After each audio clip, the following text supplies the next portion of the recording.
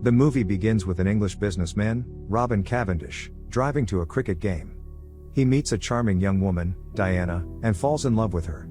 His friend, Colin, warns him not to date her because she has a reputation for breaking men's hearts. Robin proves stubborn and woos her. She falls for him too and they start courting. Diana's twin brothers, David and Bloggs, don't trust Robin and advise her not to get married to him. She tells them she's made up her mind to be with him already. It's 1958. Robin and Diana travel on a business trip to Kenya after their wedding. They also spend some time with their friends there. At night, Colin talks about the power of the mind. He uses the story of 60 Mau Mau soldiers who were imprisoned in a small hut, and died shortly after their leader permitted them to explain the concept of mind power. Diana says she would have chosen to live if she was in their shoes. The next day, Diana informs Robin of her pregnancy. Robin is excited and they both share a kiss. At night, they dance to some music. It's 1959.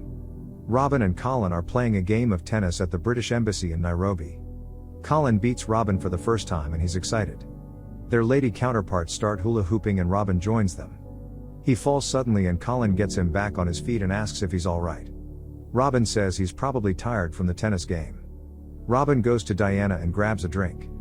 She asks him if he's alright and he complains about his joints aching him and jokes that he's feeling the symptoms of Diana's pregnancy. Diana asks him to accompany her to her medical appointments, but he says he's going to spend the night at the embassy because of a meeting he has the next day.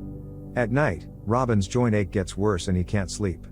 He goes to Colin's room and makes a complaint. Colin takes him to the local clinic. Dr. Don asks Robin to move his limbs. Robin can't move them. Dr. Don puts some ice on Robin's body. Robin begins to suffocate, so Dr. Don pierces a hole in his neck and connects a respirator. The next day, Diana visits Robin's ward. Robin mutters something inaudible. Dr. Don says Robin can't speak because the air isn't reaching his voice box. Dr. Don tells Diana that Robin inhaled the polio virus and contracted the disease. He says Robin won't be able to move any part of his body from his neck down permanently. He also tells her that Robin has few months to live. Diana gives birth to a son and takes him to meet Robin. Shortly after, the British Embassy arranges for all three of them to return to England. At the airport, Robin is carried on a stretcher to an ambulance and taken to the hospital. Diana comes to visit with their son and her childhood nanny, Teed. Dr. Khan tells her Robin is depressed and doesn't want to see her or the baby. He tells her to come the next day. Teed volunteers to stay with Diana and help look after her baby.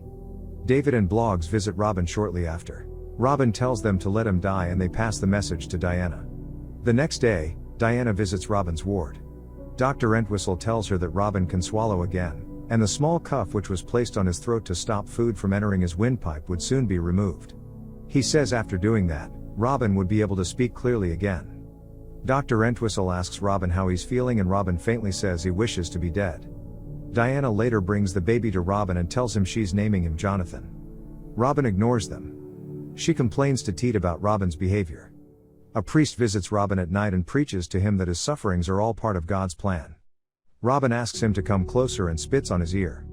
The priest leaves immediately. Another polio patient, Patty, asks Robin if he believes in God. Robin says he doesn't take God seriously. Patty calls God a joker and blames him for their condition. Robin tells Patty he doesn't want to get used to living in his condition. Patty tells him if he doesn't want to adapt he can choose to die. Diana visits Robin in the morning. He asks her to leave him to his suffering. She says she cannot do that because she loves him. She tells Robin she wants to ease his sufferings and for him to be a part of Jonathan's life. Robin tells her the only way to ease his suffering is to take him home. Over the next few days, Robin's mental health starts to improve. Diana tells Dr. Entwistle that she wants to check Robin out of the hospital. He forbids it, saying that all polio patients in the world live in hospitals. Diana tells him that she already knows how to attend to Robin like the nurses do and she's going to buy him a ventilator. Dr. Entwistle explains that accidents could happen at home and if Robin's ventilator stops working for 2 minutes, he would die. Diana buys a new house. She returns to the hospital and asks Dr. Khan if the ventilator can work anywhere. He says yes and asks her why she's asking. She tells him Robin will be leaving the hospital soon. She says she knows the risks and it is her wish and Robin's for him to leave. Robin supports her. Meanwhile, David and Bloggs pack some of Diana and Robin's stuff to their new home. Patty bets £5 with Robin that he won't last long outside the hospital. Dr. Khan and some nurses help Diana sneak Robin out of the clinic. Robin is connected to a hand pump which is operated by one of the nurses. Dr. Entwistle catches them and demands that they take him back inside. Robin asks Diana to call the police and report that Dr. Entwistle wants to keep him in the hospital against his will. Dr. Entwistle lets them go and says Robin would be dead in 2 weeks. Robin is taken to his bed and the ventilator is plugged. He meets his son, Jonathan, who's about a year old, and the family dog, Benji. The next day, Benji and Jonathan play in Robin's room. Benji removes the plug and Robin struggles to breathe. He makes some sounds with his tongue hoping Diana would hear him. Diana shows up and sees that Robin has passed out. She puts the plug back and Robin regains consciousness. Robin and Diana throw a birthday party for Jonathan. A friend of theirs who's a scientist, Teddy Hall, talks about building an alternative ventilator which can be used when the electricity runs out. Diana tells him they already have a hand pump for such emergency. A woman asks Diana how she would know if Robin needs something at night. Diana replies that Robin makes a sound for such needs. Teddy asks Robin if he can move his head and he says yes. He builds a bell machine for Robin which he can ring with his head if he needs anything. Robin tells Diana that some of the stocks he bought have doubled in value. Diana is happy for him. While watching Jonathan play with his pram, Robin gets an idea and asks Diana to call Teddy. Teddy creates a sophisticated chair with a ventilator attached to it. Robin's friends are amazed. Diana takes Robin for his medical checkup with Dr. Khan. Dr. Khan is shocked but he loves the invention. Dr. Entwistle scolds Dr. Khan for letting them in.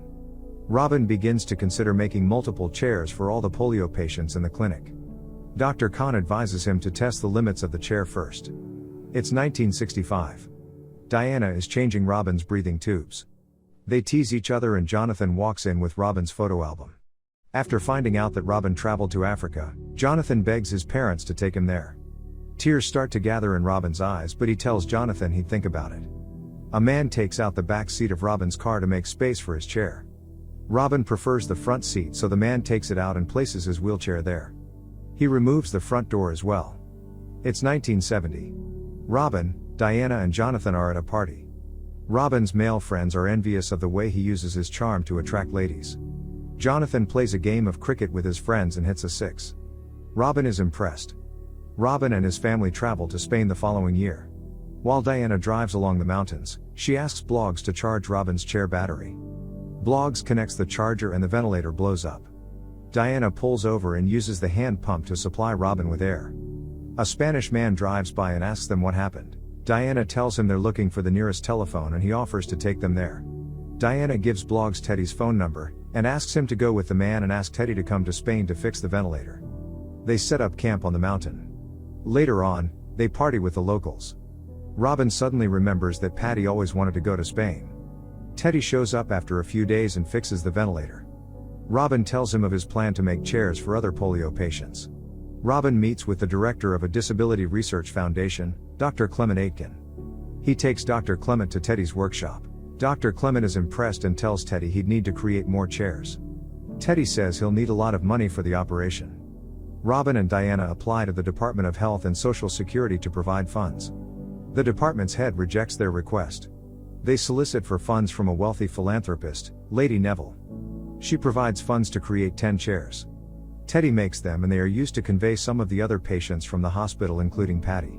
Dr. Clement tells the journalist covering the event that he plans on making chairs for disabled people around the world, and he's going to present his idea at an upcoming European conference for disabled people in Germany. In 1973, Dr. Clement, Robin and his family travel to Germany.